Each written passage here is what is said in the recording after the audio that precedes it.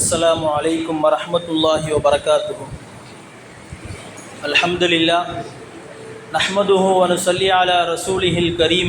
أما بعد فقد قال الله تعالى في القرآن العظيم والفرقان المجيد بعد أعوذ بالله من الشيطان الرجيم بفضل بسم الله الرحمن الرحيم فأصلحوا بين أخويكم واتقوا الله لعلكم ترحمون. صدق الله العظيم. அல்லாஹ்வினுடைய கிருபையால் இன்றைக்கு 4 சூறாக்கள் ஓதப்பட்டது. சூரா அஹ்காஃப், சூரா முஹம்மது, சூரா ஃபதஹ், இறுதியாக சூரத்துல் ஹுஜராத் என்கிற பெயரிலே ஒரு சூறா ஓதப்பட்டது. இறுதியிலே ஓதப்பட்ட சூரா ஹுஜராத்தில் அல்லாஹு தாலா சமூக ஒழுக்கங்களை பற்றி சொல்லி காட்டுகிறான். ஒரு மனிதன் வாழ்வதற்கு என்னென்ன ஒழுக்கங்கள் தேவை என்பதை பற்றி அல்லாஹு தாலா சொல்லி காட்டுகிறான். அதிலும் குறிப்பாக அல்லாஹு தாலா சொல்லக்கூடிய ஒழுக்கங்களில் மிக முக்கியமானது அஸ்லிஹு தாத்த பைனிக்கும், சுலஹ் செய்வது. ஒருத்தருக்கும் இன்னொருத்தருக்கும் மத்தியில் பிரிவினை இருந்தால் அவர்களை சேர்த்து வைப்பது, இணக்கத்தை நாடுவது. இது என்னங்க இந்த ஆயத்தினுடைய, இந்த சூறாவினுடைய மிகப்பெரிய சாராம்சம். அதே போன்று அல்லாஹு தாலா இணைத்து வைக்கக்கூடியவர்களை பிரியப்படுகிறான். இணைத்து வைப்பதை பற்றி அல்லாஹ் சொல்கிறான், குன்தும் அஅதாஅன், நீங்கள் விரோதிகளாக இருந்தீர்கள், ஃபஅல்லஃப பைன குலூபிக்கும், உங்களுக்கு மத்தியிலே நாம் ஒரு பிரியத்தை போட்டோம். ஃபஅஸ்லிஹு தாத்த பைனிக்கும் ஃபஅஸ்லிஹு ஃபஇன்பகத் இஹ்தாஹுமா, நீங்கள் இருவரும் என்னங்க ஒத்துமையாக ஆகிவிட்டீர்கள், இஹ்வானா சகோதரர்களாக ஆகிவிட்டீர்கள் என்பதாக அல்லாஹு தஆலா சொல்லி காட்டுகிறான். எனவே இந்த உலகத்தில் நாம் சமாதான முயற்சிகளை நாம் மேற்கொண்டோம் என்று சொன்னால் அல்லாஹு தாலாவினுடைய கலீஃபாக்களாக நாம் இந்த மண்ணிலே அந்த வேலை செய்வதாக அர்த்தம். பொதுவாக நாம் ஸல்லல்லாஹு அலைஹி வஸல்லம் அவர்கள் 4 விதமான சமாதான முயற்சிகளை மேற்கொண்டிருக்கிறார்கள். 4 வகையான, தங்களுடைய வாழ்நாளில் 4 வகையான சமாதான முயற்சிகளை ஸல்லல்லாஹு அலைஹி வஸல்லம் மேற்கொண்டிருக்காங்க. முதல் கட்டம் காஃபிர்களோடும் அதே போன்று யகூதிகள், அஹ்ல கிதாப், வேதக்காரர்கள், இவர்களுடைய எல்லாம் ஸல்லல்லாஹு அலைஹி வஸல்லம் ஒப்பந்தம் செய்திருக்கிறார்கள். இது முதல் கட்டம். ஏன்னா ஸல்லல்லாஹு அலைஹி வஸல்லம் அவர்களை பார்த்து அல்லாஹ்வே குர்ஆன்ல சொல்றான், வயின் ஜனஹு ஃபஜனஹ் லஹா வதவக்கல் அலல்லாஹ், வயின் ஜனஹு லிஸல்மி ஃபஜனஹ் லஹா வதவக்கல் அலல்லாஹ்.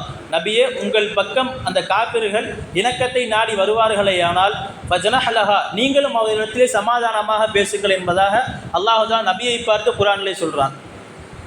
ஸல்லல்லாஹு அலைஹி வஸல்லம் அவர்கள் நமக்கெல்லாம் தெரியும், ஹுதைபியாவுடைய உடன்படிக்கை காஃபிர்களோடு செஞ்சாங்க. 10 வருட காலம் நாங்கள் உங்களுக்கு, நீங்களும் எங்களுக்கு தாக்குதலை கொடுக்கக்கூடாது, நாங்களும் உங்களுக்கு போர் செய்ய மாட்டோம் என்று ஸல்லல்லாஹு அலைஹி வஸல்லம் அவர்கள் காஃபிர்களிடத்திலே 10 வருஷம் உடன்படிக்கை செஞ்சாங்க. காஃபிர் அங்கிட்டு எழுதுகிறாங்க, இங்கிட்டு ஸல்லல்லாஹு அலைஹி வஸல்லம் அவங்களுக்கு பகரமாக ஹஜ்ரத் அலி ரலியல்லாஹு அன்ஹு அவங்க எழுதுகிறாங்க ஒப்பந்தம். 10 வருஷம் போர் நடக்கக்கூடாதுன்னு ஒப்பந்தம்.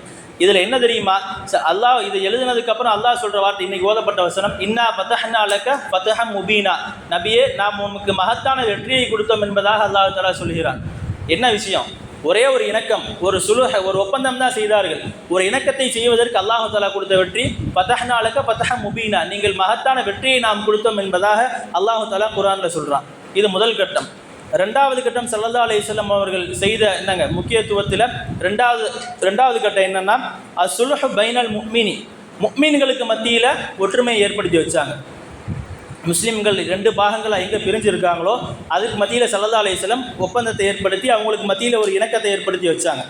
இங்கே நம்ம ஒரு விஷயம் தெரிஞ்சுக்கணும், ஒருத்தர் இன்னொருத்தர் கூட சண்டை அப்படின்னு சொன்னால் மார்க்கத்தில் அனுமதி இருக்குது. பொய்யை சொல்லி அந்த இடத்துல சொன்னோம்னா அவங்க சேர்ந்துக்குவாங்கன்னு சொல்லி தெரிஞ்சால் அந்த இடத்துல பொய் சொல்வது ஜாயிஸ். ஒருத்தருக்கும் இன்னொருத்தருக்கும் சண்டை, அதில் நம்ம போய் ஏதாவது உண்மையை சொன்னால் பிரிஞ்சிருவாங்கன்னு இருந்தால் உண்மையை சொல்கிறத விட அங்கே பொய் சொல்லி அவங்கள சேர்த்து வைப்பது கூடும்னு ஹதீஸ் இருக்குது. ஸல்லல்லாஹு அலைஹி வஸல்லம் அவருடைய வார்த்தை இப்படி வருது, அல் கிதுபுல் முஸ்லிஹு ஹைரும் மின சுதுகில் முஃப்சிது. எங்கே ஒரு மனிதர் 2 பேர் சண்டை போட்டிருக்காங்க, அவங்கள்ட்ட போய் நம்ம பொய்யை சொன்னோம்னு சொன்னால் சேர்ந்துக்குவாங்கன்னு இருந்தால் நீங்கள் உண்மையை சொல்கிறத விட பொய்யை சொல்லி சேர்த்து வைங்கன்னு ஸல்லல்லாஹு அலைஹி வஸல்லம் சொல்லியிருக்காங்க. ஏன்னா ஸல்லல்லாஹு அலைஹி வஸல்லம் அவங்களுடைய பேரை என்னங்க, சமாதான தூதுவர். எல்லா இடத்துலையுமே அவங்க என்னங்க இணக்கத்தை ஏற்படுத்தக்கூடியவங்களாக தான் ஸல்லல்லாஹு அலைஹி வஸல்லம் இருந்தாங்க. குபா மஸ்ஜிதுக்கு வெளியே 2 குரூப் சண்டை போட்டு விட்டுருக்காங்க. 2 முஃமின்கள் 2 குரூப்பாக பிரித்து சண்டை போட்டு விட்டுருக்காங்க. ஸல்லல்லாஹு அலைஹி வஸல்லம் அவர்களுக்கு செய்தி வருது சண்டை போட்டுக்கிட்டு இருக்காங்கன்னு சொல்லி. ஸல்லல்லாஹு அலைஹி வஸல்லம் போகிறாங்க. நல்லா கவனிக்கணும், லொஹருடைய நேரம், லொஹர் தொழுகைக்கு முன்னாடி சொல்கிறாங்க, லொஹர் தொழுகாமல் ஸல்லல்லாஹு அலைஹி வஸல்லம் போகிறாங்க. போகிறப்ப போய் பேசுகிறாங்க, பேச்சுவார்த்தை கொஞ்சம் நீளமாகுது, பேசி ஈஸி ஒரு வழியாக சமாதானம் ஆயிடுச்சு. திருப்பி வர்றாங்க. பள்ளியாசலில் பிலால் ரலியல்லாஹு அன்ஹு சொல்லிட்டாங்க. அதற்கடுத்து அப்துர் ரஹ்மான் இப்னு அவுஃப் ரலியல்லாஹு அவங்க இருக்கிறாங்க. அவங்கள தொழுகை வைக்க சொல்லி பிலால் ரலியல்லாஹு சொல்கிறாங்க. ஸல்லல்லாஹு அலைஹி வஸல்லம் ஆளக்கானா நீங்கள் தொழுகை வைங்க, இருக்கிறவங்கள வச்சு நீங்கள் லஹூர் தொழுகை வச்சுருங்கன்னு சொல்கிறாங்க. சரின்னு சொல்லி அப்துர் ரஹ்மான் இப்னு அவுஃப் ரலியல்லாஹு அன்ஹு தொழுகைக்காக வேண்டி தயாராகிட்டாங்க. தொழுகையும் வச்சாச்சு. ஸல்லல்லாஹு அலைஹி வஸல்லம் பேச்சுவார்த்தை முடிச்சுட்டு அவங்களுக்கு மத்தியில் சமாதானத்தை ஏற்படுத்தி வச்சுட்டு திரும்பி வர்றாங்க. தொழுகை முடிஞ்சிருச்சு.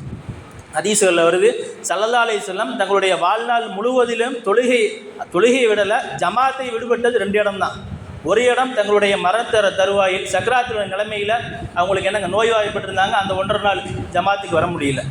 அதே போன்று 2வது இடம் என்னங்க, இந்த ஒப்பந்தம் ஏற்படுற நேரம் அவங்களுக்கு மத்தியில் முஃமின்களுக்கு மத்தியில் சமாதானப்படுத்தினாங்க, தொழுகைக்கு வர்றதுக்கு தாமதம் ஆயிடுச்சு. இந்த 2 இடத்துல மட்டும்தான் ஸல்லல்லாஹு அலைஹி வஸல்லம் என்னங்க ஜமாத்தை விடுபட்டிருக்காங்க. அதுக்கு கீழே எழுதுகிறாங்க, தேவைப்பட்டால் நம்மளுடைய காலகட்டத்திலும் யாராவது ஒருவர் சண்டையிட்டு கொண்டிருப்பார்களே ஆனால் 2 தரப்பிலும் நாம் சமாதானத்துக்கு போவதற்கு பரதான தொழுகையிலிருந்து என்னங்க விதிவிலக்கு பெற்று நாம் அவருடைய சமாதானத்தை நிறைவேற்றிவிட்டு நாம் தொழுகைக்கு வருவதற்கு அனுமதி உண்டு. இந்த அளவிற்கு என்னங்க பருதை விட்டுட்டு கூட இணக்கத்தை ஏற்படுத்துவதற்கு ஸல்லல்லாஹு அலைஹி வஸல்லம் கொடுத்த முக்கியத்துவம் இது. ஸல்லல்லாஹு அலைஹி வஸல்லம் அதே மாதிரி சஹாபாக்கள்கிட்ட கேட்குறாங்க, அலா உனப்பியுக்கும் பி அஃதலி மின் தரஜதி ஸலாத்தி வஸ்ஸியாமி வஸ்ஸலாத்தி வனுசுகி வஸ்ஸதகா. உங்களுக்கு நான் சதக்காவை விட, அதே போன்று நோன்பு வைப்பதை விட, தொழுகிறதை விட, நல்காரியங்கள் செய்கிறதை விட, இது எல்லாத்தையும் விட நான் உங்களுக்கு சிறந்ததை சொல்லட்டுமான்னு கேட்குறாங்க. பாலு யார் ரசூலுல்லாஹ் பலா, சொல்லுங்கள் யார் ரசூலுல்லாஹ் ஸல்லல்லாஹு அலைஹி வஸல்லம் சொல்கிறாங்க. ஸல்லல்லாஹு அலைஹி வஸல்லம் அடித்து சொன்ன வார்த்தை இஸ்லாஹு தாத்தல் பைன்.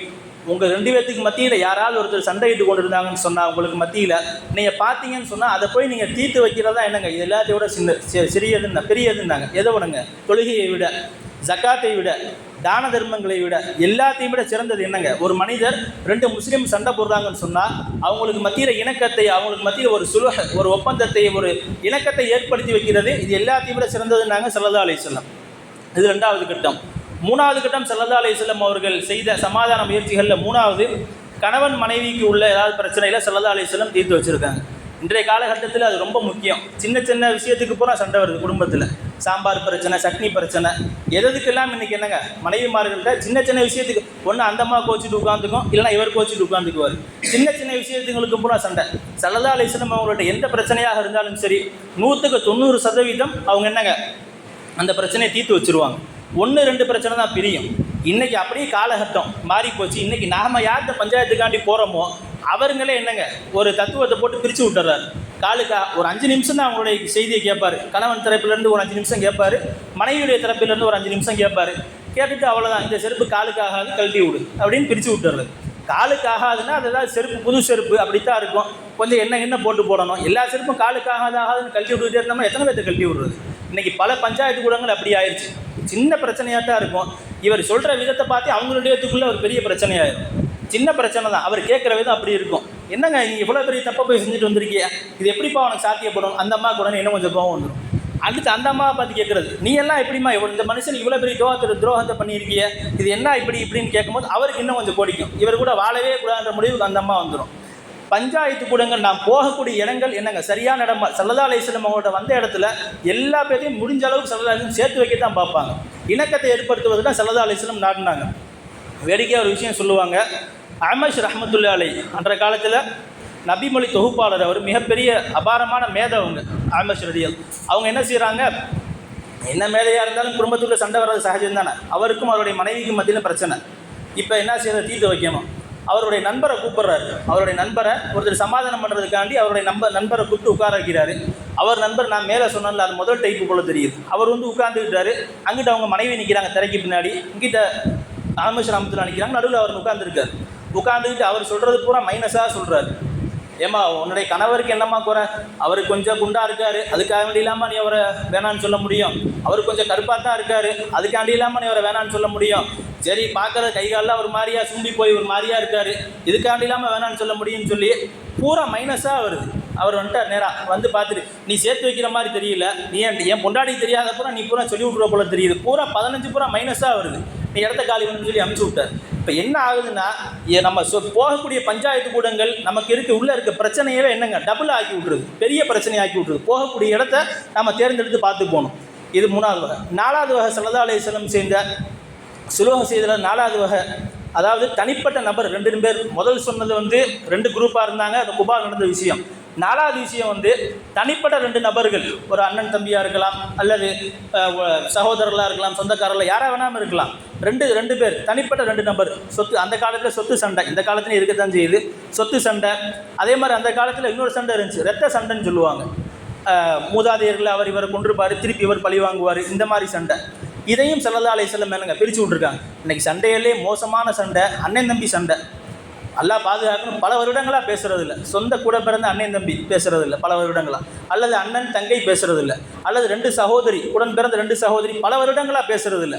இது எப்படி எந்த விதத்தில் ஜாயிஸ்ன்னு தெரியல. ஏன்னா இஸ்லாம்ன்றதுக்கு உண்மையான அர்த்தமே சாந்தி சமாதானம் தான்.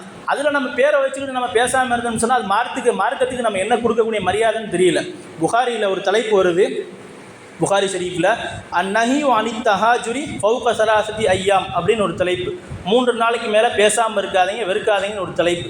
அதுக்கு கீழே ஹதீஸ் வருது, 3 நாளைக்கு மேலே யார் தன்னோட நெருக்கமாக இருக்காங்களோ அவங்கள்ட்ட 3 நாளைக்கு மேலே பேசாமல் இருந்தாங்கன்னு சொன்னால் 2 பேருமே குற்றவாளிகள்னு வருது. இவர் பேசாமல் இருக்கார், அவரும் பேசாமல் இருக்கார், இப்படியே 3 நாள் கணக்குன்னு வச்சுக்கோங்களேன், 2 பேருமே குற்றவாளி. ஸல்லல்லாஹு அலைஹி வஸல்லம் அடுத்து சொல்கிறாங்க, வஹைருஹுமா அல்லதி யப்தஉ பிஸ்ஸலாம். அதில் சிறந்தவர் யாருன்னு சொன்னால் முதல்ல யார் சலாம் சொல்லி ஆரம்பிக்கிறாரோ அவர் தான் சிறந்தவர். நாங்கள் ஸல்லல்லாஹு அலைஹி வஸல்லம் 2 பேரும் பேசிக்கிறதே இல்லை. இவர் போய் தன்னுடைய எல்லா ஹெட் வெயிட்டையும் குறைச்சிக்கிட்டு முதல்ல போய் சலாம் சொல்லி பேசுகிறார் பார்த்தீங்களா, இவர் எல்லாத்தையும் விட சிறந்தவர் நாங்கள் ஸல்லல்லாஹு அலைஹி வஸல்லம். இன்றைக்கி பல பிரச்சனைகள், அண்ணன் தம்பி பிரச்சனை, அக்கா தங்கச்சி பிரச்சனை, எந்த பிரச்சனையாக இருந்தாலும் நம்மளோட ஈகோ நம்மளை தடுக்குது. ஸல்லல்லாஹு அலைஹி வஸல்லம் சொன்னாங்க, முதல்ல முந்தி போய் பேசுகிறவங்களுக்கு அது சிறந்த விஷயம் நாங்கள் ஸல்லல்லாஹு அலைஹி வஸல்லம். எனவே நாம் கண் முன்னாடி நடக்கக்கூடிய எந்த ஒரு பிரச்சனையாக இருந்தாலும் சரி, நாம் சமாதான முயற்சிகளில் நாம் ஈடுபட்டோம் என்று சொன்னால் நிச்சயமாக அல்லாஹ் ஜல்ல ஷானஹு தஆலா நம்மளோடு துணை இருப்பான். அல்லாஹ் ஜல்ல ஷானஹு தஆலா நம்மளுக்கு மத்தியில் பிணக்கத்தை விட்டும் பாதுகாத்து சுலுஹ் என்கிற ஒப்பந்தத்தை உடன்படிக்கையோடு நாம் நம்மளுடைய சகோதரத்துவத்தோடு வாழ்வதற்கு வல்ல அல்லாஹ் நம் அனைவருக்கும் தௌஃபீக் செய்வானாக. ஆமீன். வாஹிரு தஅவானா அல்ஹம்துலில்லாஹி ரப்பில் ஆலமீன். அஸ்ஸலாமு அலைக்கும். الحمد لله رب العالمين. اللهم صل على سيدنا محمد وعلى آل سيدنا محمد وبارك وسلم. اللهم اعتقنا من النار وادخلنا الجنة يا رب العالمين. جزا الله عنها محمدا عنها وأهله صلى الله عليه وسلم. اللهم إنك عفو كريم تحب العفو فاعف عنا. اللهم أنت السلام ومنك السلام تبارك يا ذا الجلال والإكرام. ربنا آتنا في الدنيا حسنة وفي الآخرة حسنة وقنا عذاب النار. ربنا رب ارحمهما كما ربياني صغيرا. وصلى الله تعالى وسلم على خير خلقه سيدنا محمد وآله وأصحابه أجمعين. والحمد لله رب العالمين. صلى الله محمد صلى الله عليه وسلم. صلى الله على محمد صلى الله عليه وسلم. صلى الله على محمد يا رب صل عليه وسلم.